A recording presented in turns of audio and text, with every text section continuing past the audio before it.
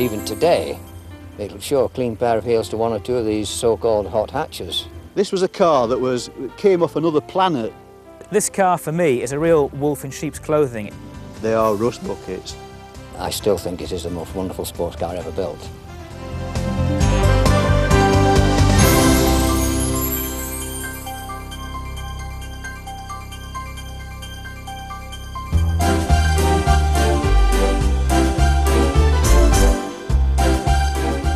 Jaguar started in the most unlikely of places. It was Blackpool and Lancashire, as opposed to the Midlands, where most of the motor industry was founded.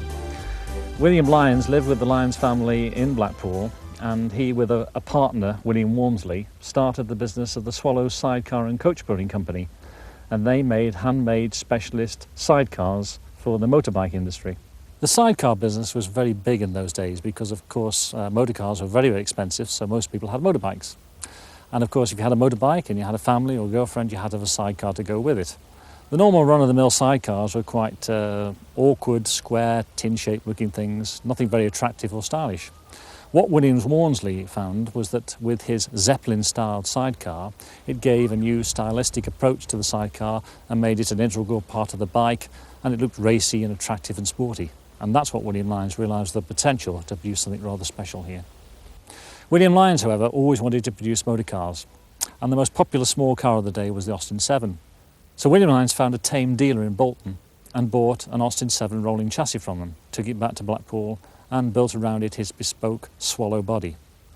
And everybody found this so exciting that Henleys, who were then the largest retail distributor of motor cars in the day, commissioned Lyons to produce initially 25 of these cars a week and later 50 of these cars a week, and that really set the business going.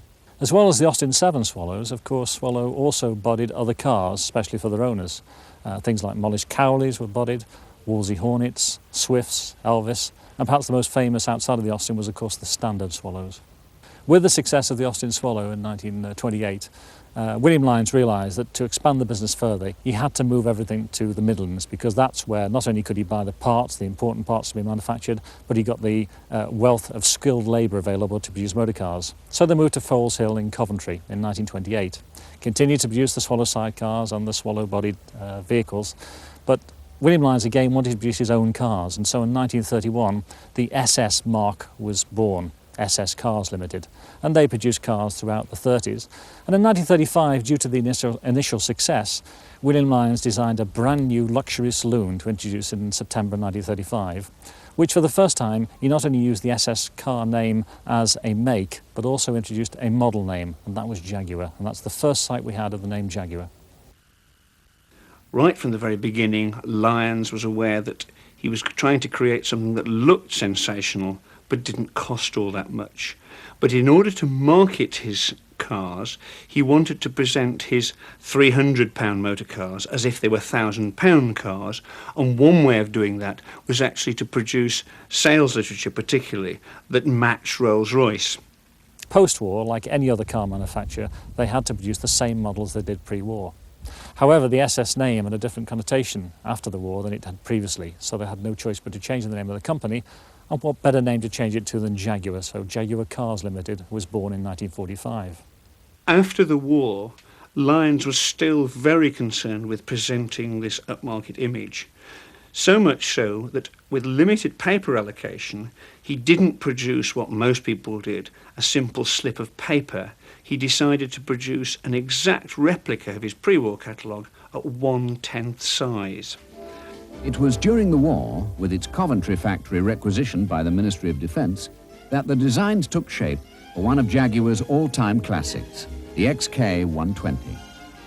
This legendary car was the work of Jaguar's Bill Lyons, Chief Engineer Bill Haynes, Claude Bailey, and Harry Westlake, among others. It was introduced basically as a PR exercise to introduce the new 3.5 litre engine, which William Lyons had designed and built during the war, really. When it was launched at the motor show, of course, it had on it an aluminium body built over an ash frame, and that was how it was intended to be, just a few models. But of course, with the launch that it had and the publicity it got, of course, they actually made the decision at the motor show itself to put it into mass production.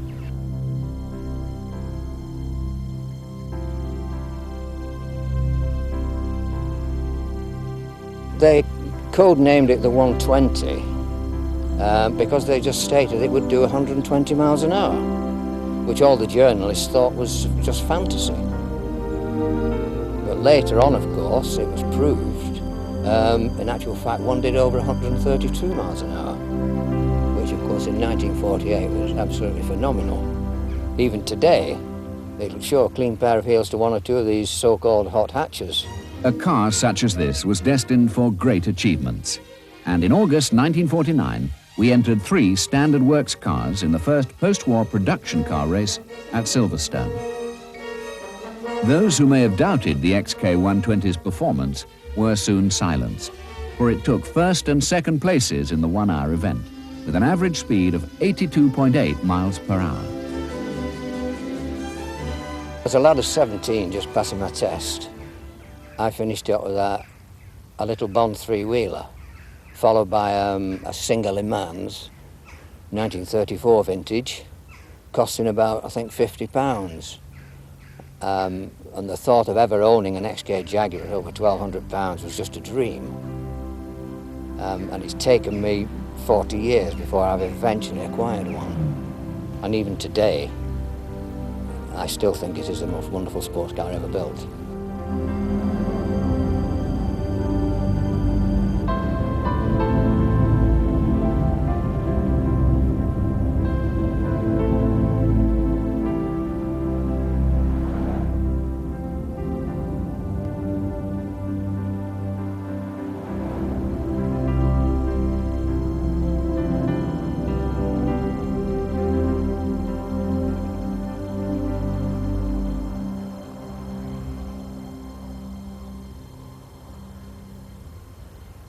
Whilst the XK120 was an instant success at the motor show in 1948 for Jaguar, the company as such was still an unknown quantity to many in the world, and it took racing to really put them on the map, and in particular their success at Le Mans was so well publicised that it made Jaguar a force to be reckoned with. Suddenly everybody had awoken to the mark of Jaguar.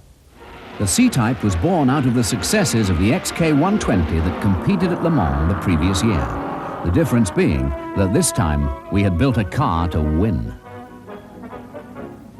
With his team, our chief engineer of that time, Bill Haynes, created a classic racing machine. They retained the famous Jaguar XK engine unit, but modified it to extract 45 more horsepower. And they gave it light rack and pinion steering, a flowing body line, and fitted it with disc brakes.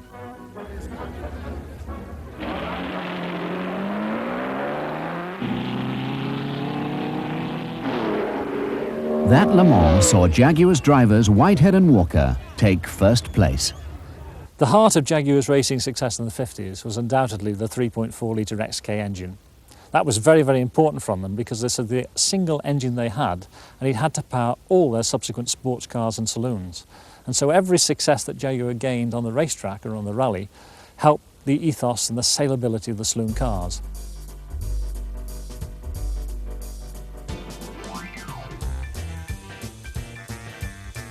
The most successful Jaguar they ever made throughout the whole history of the company, up until the introduction of the XJ6, was definitely the Mark II saloon, the compact saloon. It came out in 1959, and they produced 92,500 of them between 1959 and 1967.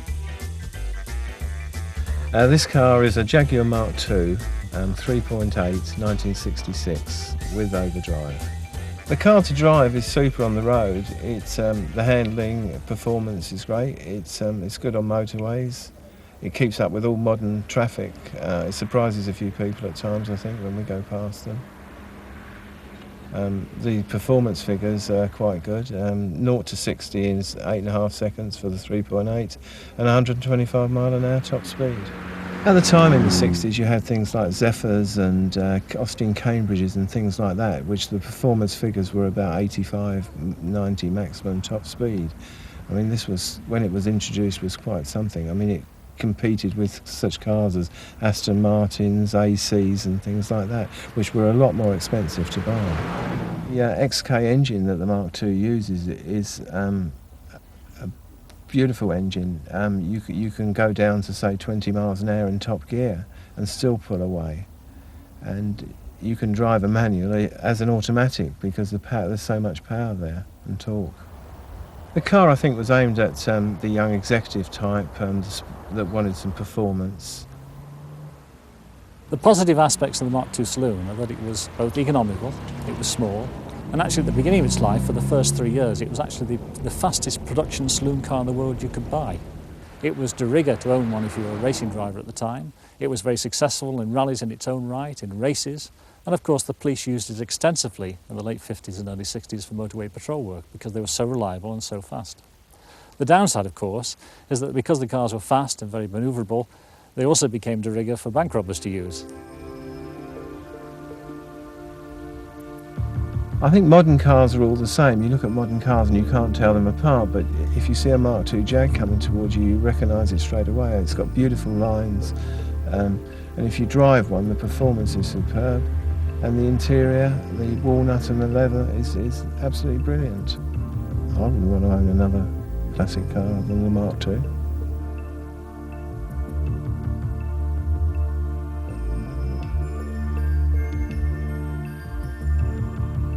Jaguar had tremendous success in the 50s and early 60s. They'd had successful sports cars, large saloons, and of course the Mark II, their best model to date.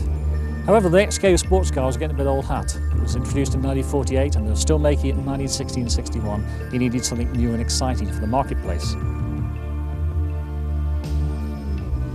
A car that would take the world by storm and would still be remembered to this day as one of the most important sports cars ever made.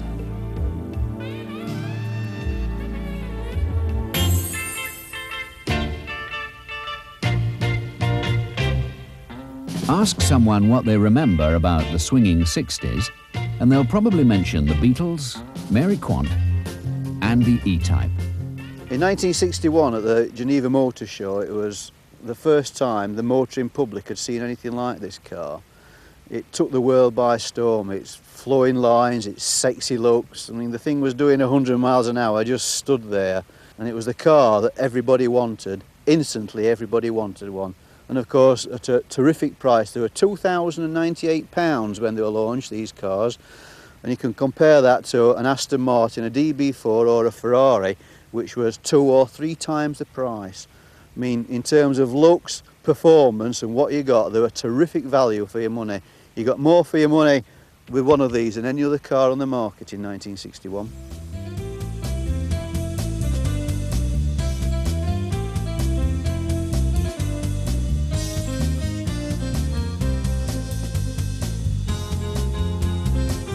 The type of person that would buy this car would have been somebody who wanted a bit of flash, show business type people were very typical. High profile, public image, you know, bang up to date car, red hot property. They were also an extension of a CAD's car. Jaguars were CAD's car, you know, bank robbers type image, all this sort of thing. And these were an extension of that. Although I don't think many E-types took place in bank robberies because you didn't get much of a safe in the back. William Lyons decided that this car was going to be marketed at a price. As it happens, this was just over £2,000 in 1961, which was tremendous. To do that, he had to cut corners. Didn't give much away. He was in business to make money. That was William Lyons. And one of the areas that suffered in the quality was in the bodywork. Perhaps he should have used a little bit thicker metal in places, designed some rust traps out of it, but no, I'm afraid he got all these included. And Jaguars, as any Jaguar owner will know, who's had one that's more than 5-6 years old, will tell you, they are rust buckets. And nothing rusted better than an E-type.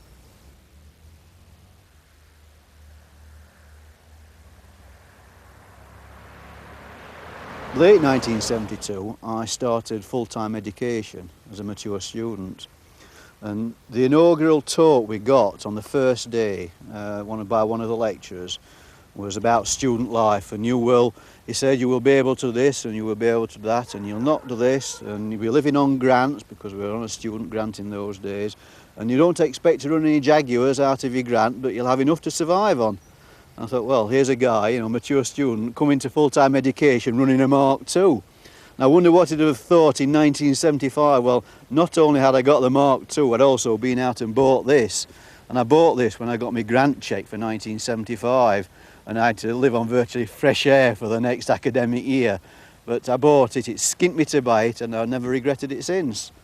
Lyons thought it wouldn't sell and was worried that it was too obviously a racing car, so that the sales material and the marketing material is very much emphasising its comfortable, easy drivability. Press photos and launch photos show glamorous women in cocktail dresses on lawns of country houses. There are no shots of racing tracks, there are no shots of E-types in anything that could be misconstrued, because clearly if you wanted people to buy the car to pose at Monte Carlo in, or to drive across California, you didn't want to put them off by thinking you were taking on something that was too obviously a racing car. When you finally get behind the steering wheel of these cars, you feel as though you've been elevated up into society. You'll become as successful as people like Simon Dee and Adam Faith and racing drivers like Graham Hill. You'll become part of their little clique. But of course, the fact that there's probably 15 years between the two, I paid virtually nothing for it, and they were getting one off the production line that was brand spanking new. We tend not to talk about that too much.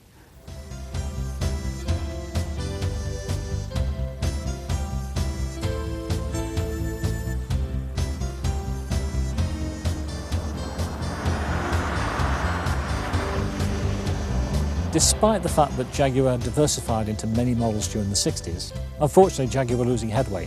They had old cars. This was during a period, of course, when Jaguar were looking to launch a brand new car. They were developing, in effect, a one-model policy to bring out a car that would suit all marketplaces for all seasons, and that was the XJ6, which was launched at the Motor Show in 1968. In 1968, when the car was launched, Jaguar was still their own company in their own right. But shortly after that, what became British Leyland took them over. And then from literally 1972 and 3 onwards, the BL influence and the lack of investment, the general attitude, created a decline within the company, which really expressed itself badly in the Series 2 XJs, which had perhaps the worst reputation for build quality. The cars were always breaking down, the paintwork was terrible, even the chrome finish was bad. And this was to lead through a very grey period for Jaguar, which took a long time to get out of. By the very low period of the mid-70s with British Leyland, they were producing not only very shoddy brochures, but brochures that were actually very similar to Sherpa van brochures, Allegro brochures. They were printed alongside them, they were photographed alongside them. In spite of all this, though, the model still kept on selling 100,000 Series 1s, 200,000 or 300,000 Series 2s, and it's a testament to this model and its styling of the original Sir William Lyons that kept this going right the way through. And without this model, this sole model, Jaguar would not be around today in any shape or form. This particular car is a 1987 V12 Jaguar Sovereign. Mechanically, it's got a 5.3 litre V12 engine, 3-speed automatic gearbox and a power lock differential which aids road holding.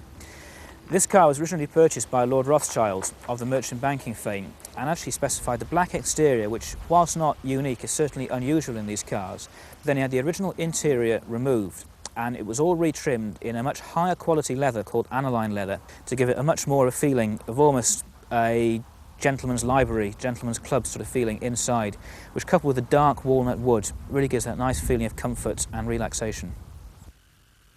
This car, for me, is a real wolf in sheep's clothing. The feeling when you're driving along is of the effortless power which there is there just to keep you going. There's no real feeling of a motive force at the front of the bonnet. You don't feel the engine vibrating, you don't feel anything coming through when you put your foot down. The car will just surge through. There's no noise from outside the world. You feel insulated from the rest of the world. You're going by and you hear nothing and you feel nothing. And as you do to a degree, you almost feel a bit invincible.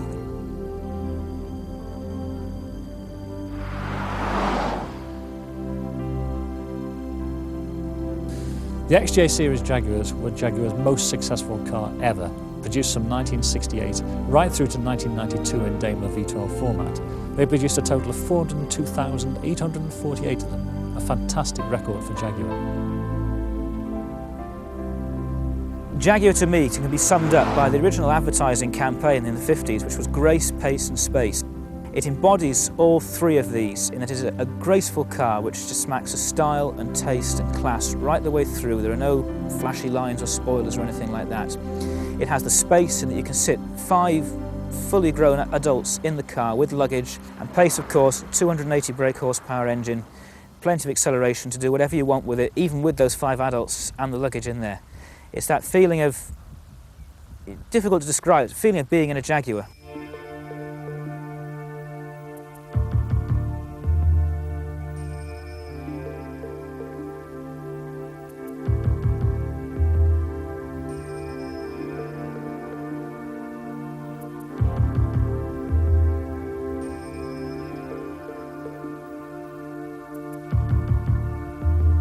I'm an undisputed lover of Jaguar cars. I've owned many cars of all different types. I've owned a Rolls-Royce, Fords, Vauxhalls, all sorts of things. But I always come back to Jaguars. This is the 49th Jaguar I've owned, and I would still drive and buy a Jaguar tomorrow because they offer me something very special.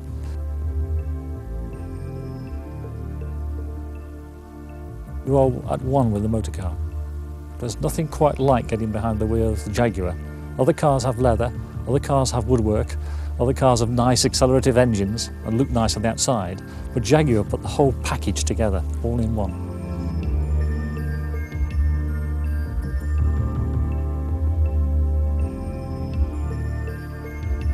Jaguar today may be owned by the Ford Motor Company, but even the experts and the big chiefs at Ford realised that there was one man behind Jaguar cars, and that was William Lyons. William Lyons had an eye, a very specialist eye for what was right. He used to hand style the cars himself, and you could say that every first off model was always the greatest success. Whether you talk about a Series 1 E-Type, whether you talk about the first XJ6 or the first Mark 7 Jaguar or XK120, the models had to progress to suit the marketplace that was available at that time, but the first of the line was always the purest, and the purest of course was what Lyons designed first off.